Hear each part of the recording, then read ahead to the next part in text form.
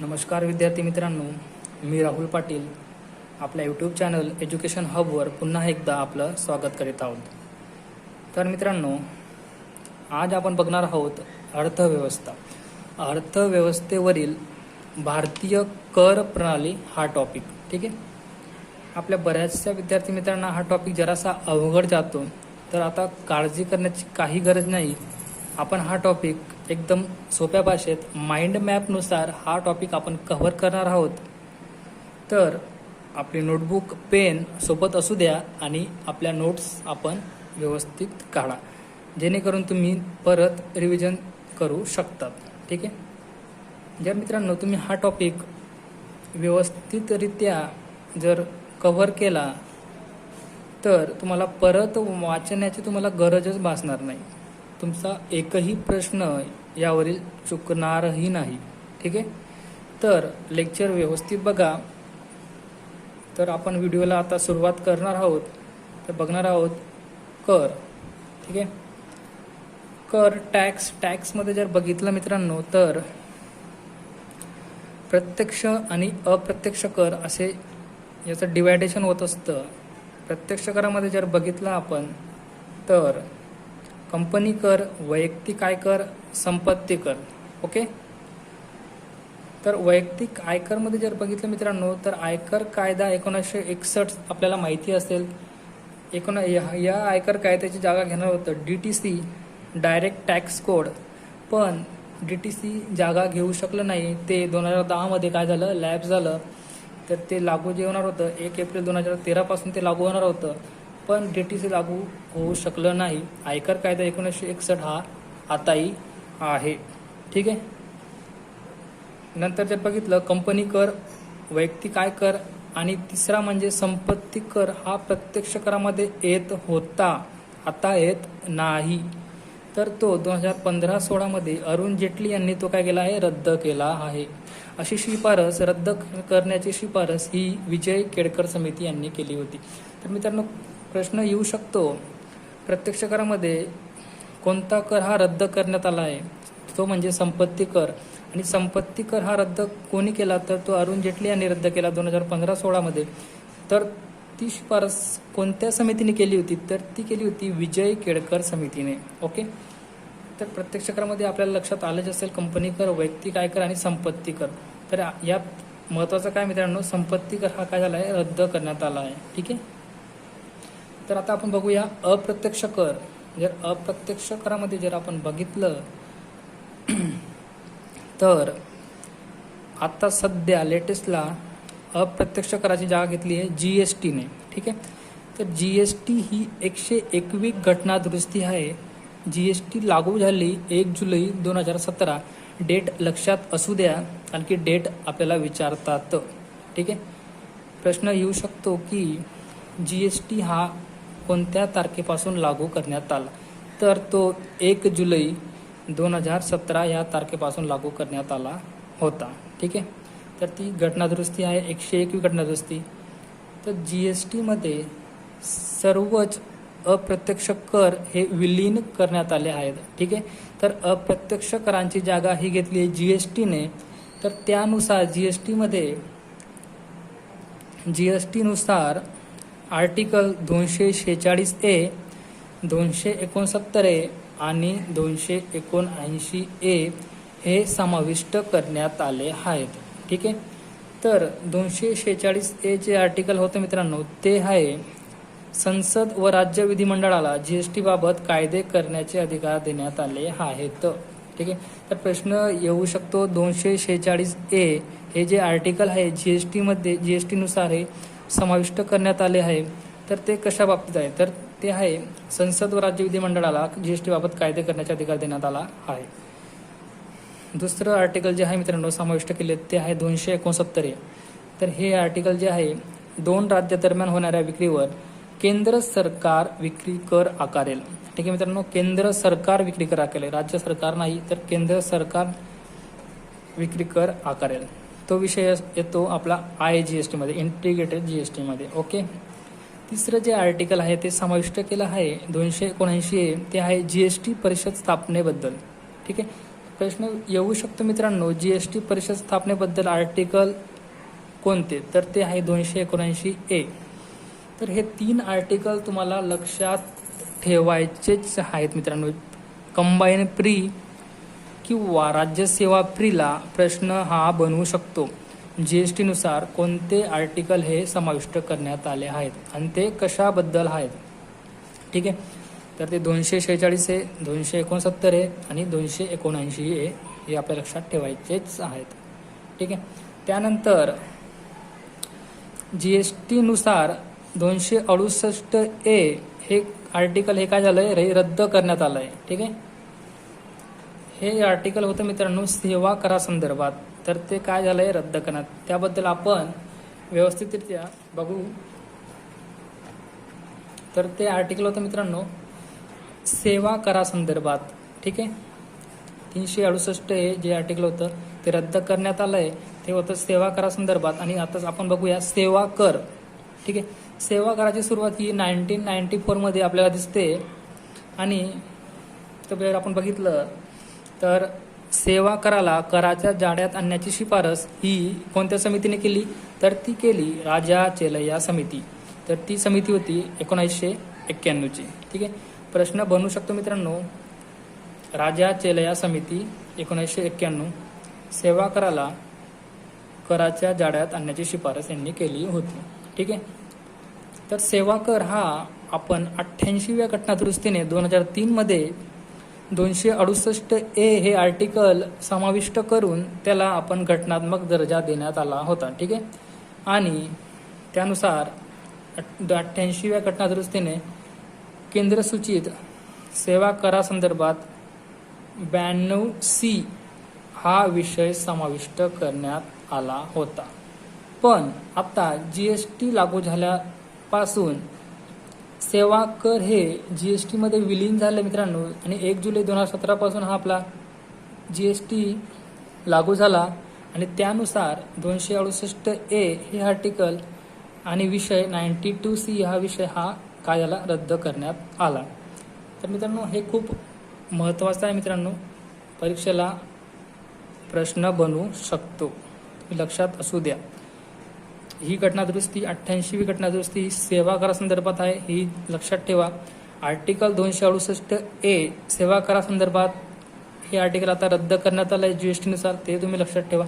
92C हा विषय हा देखील रद्द करण्यात आला आहे जीएसटीनुसार. ठीक आहे, तर तुम्ही ह्या गोष्टी बऱ्यापैकी लक्षात असू द्या आणि नोट्स नक्की काढा मित्रांनो. ठीक आहे, तर आता बघूयात आपण प्रत्यक्ष व अप्रत्यक्ष करामध्ये नेमका फरक काय असतो मित्रांनो. तर प्रत्यक्ष व अप्रत्यक्ष करामधला फरक हा एक्झामला विचारतात. आयोगाने यावर बरेचसे क्वेश्चन विचारले आहेत मित्रांनो. जर तुम्ही कंबाईन प्री राज्यसेवा प्री ची तयारी करत असाल तर हा टॉपिक व्यवस्थित लक्षात असू द्या. ठीक आहे, तर प्रत्यक्ष करामध्ये आपण आत्ताच बघितलं त्यात येतात कंपनी कर आणि वैयक्तिक आयकर. आधी संपत्ती कर हा देखील येत होता पण तो रद्द करण्यात आला आहे. ठीक आहे, अप्रत्यक्ष करामध्ये जर बघितलं तर यात येतात वस्तू व सेवा. Okay, goods and services. प्रत्यक्ष करामध्ये जी व्यक्ती उत्पन्न कमविते तीच व्यक्ती कर भरते. ओके, आणि अप्रत्यक्ष करामध्ये जर बघितलं मित्रांनो, या कराचा कराघात आणि करभार हा वेगवेगळ्या व्यक्तींवर असतो. म्हणजे कराघात हा एका व्यक्तीवर तर करभार हा दुसऱ्या व्यक्तीवर. ठीक आहे, म्हणजेच अप्रत्यक्ष कराचं काय संक्रमण होत असते, ते एकमेकांवर ढकलता येतात. ठीक आहे, म्हणजे कराघात हा एका व्यक्तीवर असतो तर करभार हा दुसऱ्या व्यक्तीवर असतो. ते संक्रमण होत असते, एकमेकांवर ते ढकलता येतात. त्या उलट जर प्रत्यक्ष करामध्ये जर बघितलं तर या प्रत्यक्ष करामध्ये संक्रमण होत नाहीत, ते एकमेकांवर ढकलता येत नाहीत. हा पॉईंट खूप जास्त महत्त्वाचा आहे, हा एक्झामला विचारू शकतात. यावर प्रश्न देखील विचारला गेला आहे. ठीक आहे, तर प्रत्यक्ष करामध्ये जर बघितलं तर प्रत्यक्ष कर हे श्रीमंतांवर आकारले जातात, ते कंपनीवर आकारले जातात, ते वैयक्तिक आयकर असतात.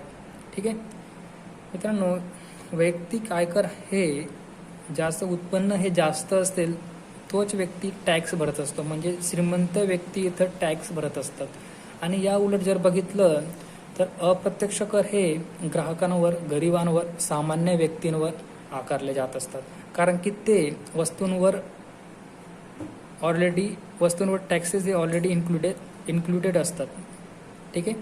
जर तुम्ही एखादी वस्तू जर बाजारात घ्यायला गेलेत तर त्या वस्तूंवर तुम्हाला टॅक्सेस, इनडायरेक्ट टॅक्सेस हे इन्क्लुडेड दिसतात. म्हणजे ह्या करांचा बोजा हा ग्राहकांवर, गरिबांवर व सामान्य व्यक्तींवर पडत असतो.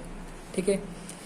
तर हे प्रत्यक्ष कर जे आहेत मित्रांनो ते आहेत आधुनिक आणि प्रगतशील. ठीक आहे.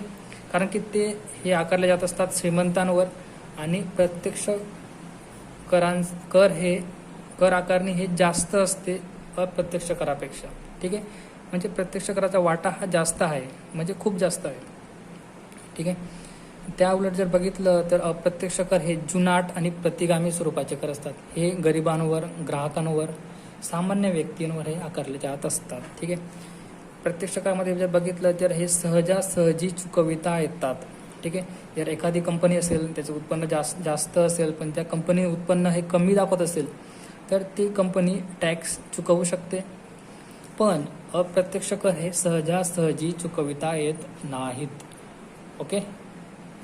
तर हा डिफरन्स आहे मित्रांनो. तुम्ही व्यवस्थित आपल्या नोटबुकमध्ये नोट डाऊन करून ठेवा. 2 ते 3 वेळेस रिव्हिजन करा. 2 ते 3 वेळेस रिव्हिजन केल्यानंतर तुम्हाला परत याची रिव्हिजन करण्याची गरज भासणार नाही. ओके. तर एक कन्सेप्ट आपण इथं बघून घेऊयात. जर अप्रत्यक्ष कर हे कमी केले असता महागाई कमी होते.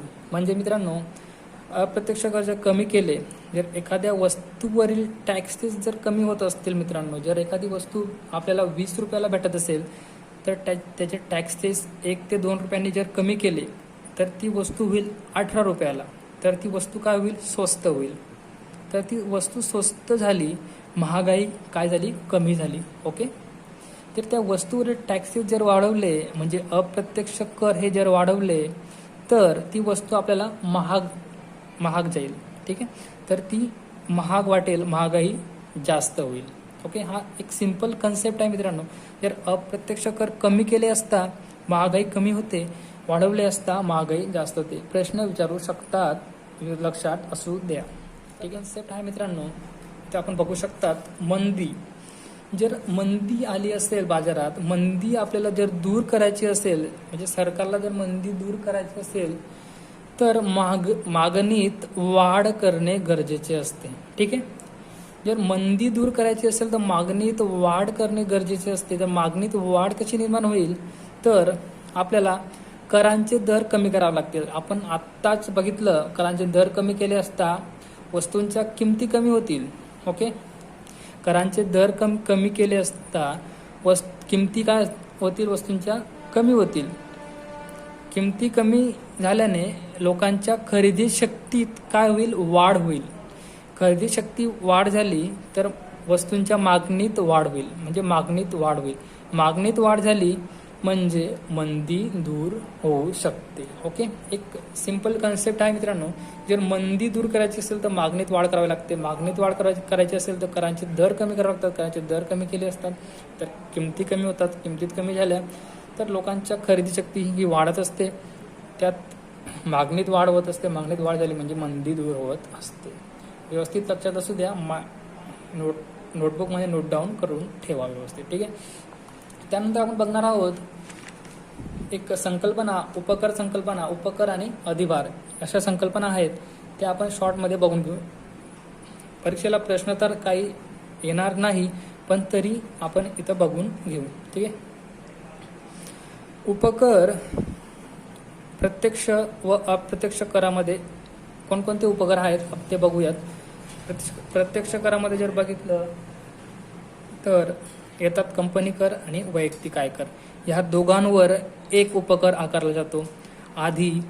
पूर्वी शिक्षण उपकर आकारला जात असे, तो म्हणजे 3%. ठीक आहे. आणि आता त्यात वाढ करून शिक्षण व आरोग्य उपकर आकारला जातो 4%. ठीक आहे. तर लक्षात असू द्या मित्रांनो, प्रत्यक्ष करामध्ये सध्या करंटला लेटेस्टमध्ये फक्त शिक्षण व आरोग्य हा उपकर आहे. तो म्हणजे किती?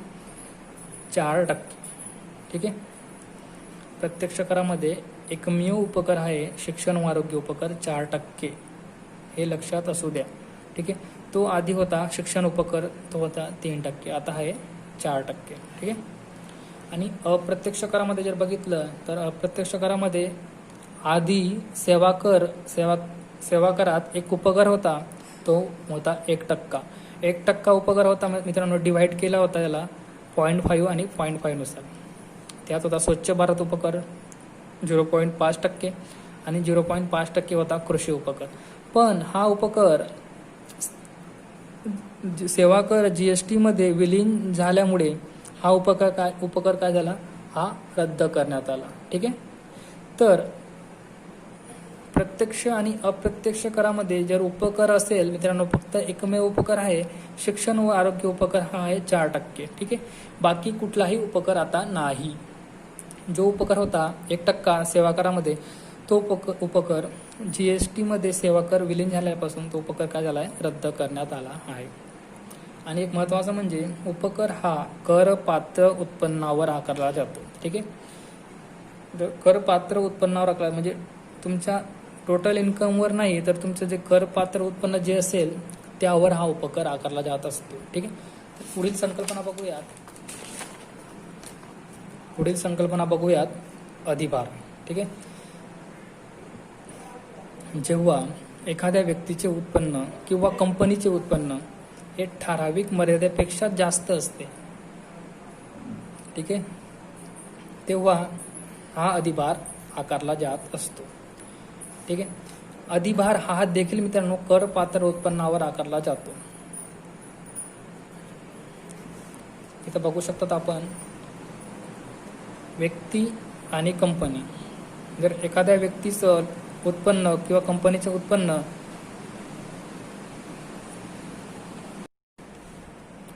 मित्रांनो, पुढील संकल्पना आहे अधिभार. अधिभार म्हणजे जेव्हा एखाद्या व्यक्तीचे किंवा कंपनीचे उत्पन्न ठराविक मर्यादेपेक्षा जास्त असते, तर त्यावर सरकार अधिभार आकारत असते. अधिभार हा देखील करपात्र उत्पन्नावर आकारला जातो. जसं की उपकर हा करपात्र उत्पन्नावर आकारतात, तसंच अधिभार हा देखील करपात्र उत्पन्नावर आकारला जातो. ठीक आहे.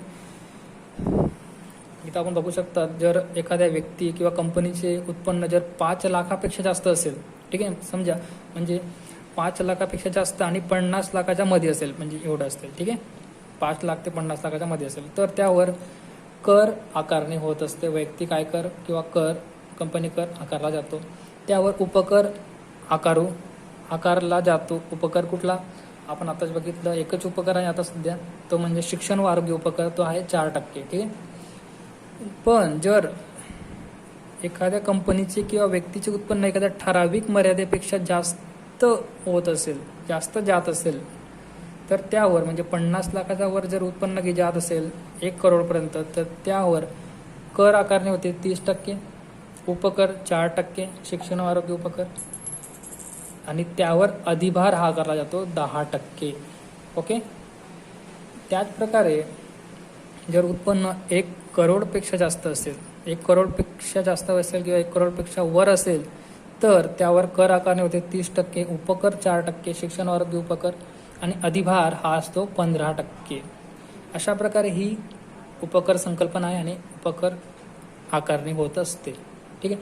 यावर प्रश्न तो विचारला जाणार नाही मित्रांनो, तरी पण आपण हे समजून घेत आहोत. ठीक आहे. इथं आपण एक संकल्पना बघून घेऊ, उपकर आणि अधिभारमध्ये काय डिफरन्स आहे. मित्रांनो, उपकर हा ज्या कामासाठी आकारला जात असतो त्याच कामासाठी सरकारने हा खर्च करायला पाहिजे, हे सरकारवर बंधनकारक असते. ठीक आहे. जर उपकर शिक्षण व आरोग्य यावर जर उपकर आकारला जातोय, तर शिक्षण व आरोग्य यावरच तो खर्च व्हायला पाहिजे, असे सरकारवर बंधन असते. पण अधिभार हा इतर कोणत्याही कामासाठी आपण खर्च करू शकतो. ठीक आहे. म्हणजे सरकार कुठल्याही कामासाठी अधिभारावरील उत्पन्न हे खर्च करू शकते, तसं उपकरावर नाही. उपकर ज्या कामासाठी लावला जातोय त्याच कामासाठी खर्च केला पाहिजे. ओके मित्रांनो, अजून काही एक्झाम ओरिएंटेड महत्त्वाच्या संकल्पना आपण बघू. तर इथं आपण बघू शकतात प्रत्यक्ष करांचे दर दिले आहेत 2020 या बजेटनुसार. ठीक आहे, हा करंटचा प्रश्न आहे मित्रांनो. तर इथं बघू शकतात 5 लाखापर्यंत जर आपलं उत्पन्न असेल तर आपल्याला 0% कर आकारणी, म्हणजे वैयक्तिक आयकर हा 0% असेल. तर 5 लाखापेक्षा जास्त असेल, 7.5 लाखापर्यंत असेल, 5 लाख ते 7.5 लाख, तर ते असेल 10%. तर लक्षात कसं ठेवायचं मित्रांनो, तर 5 लाखापेक्षा जास्त 5 गुणिले 2 10, 7.5 लाखापेक्षा जास्त 7.5 गुणिले 2 15, 10पेक्षा जास्त 10 गुणिले 2 20, 12.5पेक्षा जास्त 12.5 गुणिले 2 25. अशा प्रकारे आपण इझिली लक्षात ठेवू शकतो पाठांतर न करता. ठीक आहे, पुढील संकल्पना आहे गार. गार म्हणजे जनरल अँटी अवॉइडन्स रूल्स. ठीक आहे, यावर मागच्या एक्झामला प्रश्न हा विचारला गेला आहे. ठीक आहे, तर ते आहेत सर्वसाधारण कर चुकवेगिरी विरोधातील नियम. मागच्या वेळी एक्झामला प्रश्न विचारला गेला होता की गारचं संक्षिप्त रूप काय, तर ते आहे जनरल अँटी अवॉइडन्स रूल्स. तर यावेळी प्रश्न असा येणार नाही मित्रांनो. तर प्रश्न जर आला तर तो येईल गारची शिफारस ही कुठल्या आयोगाने केली होती. तर ती शिफारस केली होती 2013 मध्ये पार्थ सारथी शोम आयोग. ठीक आहे, हा आयोग तुम्ही लक्षात असू द्या, यावर प्रश्न विचारू शकतात. ठीक आहे, तर पुढील महत्त्वाचा टॉपिक आहे राजा चेलैया समिती. ठीक आहे, राजा चेलैया समिती 1991ची. या समितीला आपण म्हणत असतो कर सुधारणा समिती. प्रश्न येऊ शकतो मित्रांनो, कर सुधारणा समिती ही कोणती समिती म्हणून ओळखली जाते, तर ती राजा चेलैया समिती 1991 मधली. ओके, तर या समितीने काही शिफारसी केल्या होत्या. त्यात आयात शुल्क कमी करणे आणि विक्री करास व्हॅट पद्धत लागू करा, अशा काही शिफारसी होत्या. तुम्ही नोट डाऊन करून ठेवा. ठीक आहे, तर पुढील विजय केळकर समिती अतिशय महत्त्वाची समिती आहे मित्रांनो. याच समितीने GSTची शिफारस केली होती. तर ती समिती होती 2002 मध्ये. ठीक आहे, त्या समितीच्या शिफारसी आपण बघू. अप्रत्यक्ष कराबाबत GST लागू करणे. ठीक आहे, ओके, मी आता तुम्हाला बोललो अप्रत्यक्ष कराबाबत काय करा, GST लागू करा अशी शिफारस केली होती विजय केळकर समितीने. ठीक आहे, कंपनी कर वैयक्तिक आयकर कमी करणे अशी एक शिफारस. मॅट संपत्ती कर रद्द करणे ही देखील शिफारस विजय केळकर समितीने केली होती. पुढील समिती आहे LK झा समिती. ही आहे 1976 मधली. तर त्या समितीने शिफारस केली होती केंद्रीय अबकारी करास व्हॅट लागू करा अशी शिफारस केली होती LK झा समितीने. प्रश्न विचारू शकतात, लक्षात असू द्या. ठीक आहे, आणि पुढील एक महत्त्वाचं एक वाक्य आहे ते म्हणजे GST मध्ये सीमा शुल्क हे येत नाही. म्हणजे सीमा शुल्क हे GSTच्या कक्षेबाहेर ठेवण्यात आले आहे. प्रश्न विचारू शकतात मित्रांनो, करंटमध्ये GST हा 1 जुलै 2017 पासून आपण लागू केला आहे आणि त्यात कोणकोणते आर्टिकल हे ॲड करण्यात आले, कोणते आर्टिकल रद्द करण्यात आले आणि कोणते शुल्क हे सीमा शुल्क हे GSTच्या बाहेर ठेवण्यात आले आहेत. म्हणजे सीमा शुल्क हा GSTच्या बाहेर ठेवण्यात आला आहे. अशा प्रकारचे क्वेश्चन्स हे एक्झामला कंबाईन प्रीला राज्यसेवा प्रीला विचारू शकतात. तर मित्रांनो, भारतीय कर प्रणाली हा टॉपिक आपल्याला combine pre, Rajyaseva pre, STI mains, Rajyaseva mains या एक्झाम्सला खूप जास्त महत्त्वाचा आहे. तर मित्रांनो 2 ते 3 वेळेस रिव्हिजन करा. परत हा टॉपिक वाचण्याची तुम्हाला गरज भासणार नाही. एकदम व्यवस्थितरित्या आपण माइंड मॅपनुसार आपण हा टॉपिक कव्हर केला आहे. तर मित्रांनो, व्हिडिओ आवडला असेल तर लाईक करा, शेअर करा, सबस्क्राईब करा आणि भेटूयात पुढच्या लेक्चर्समध्ये. तोपर्यंत धन्यवाद.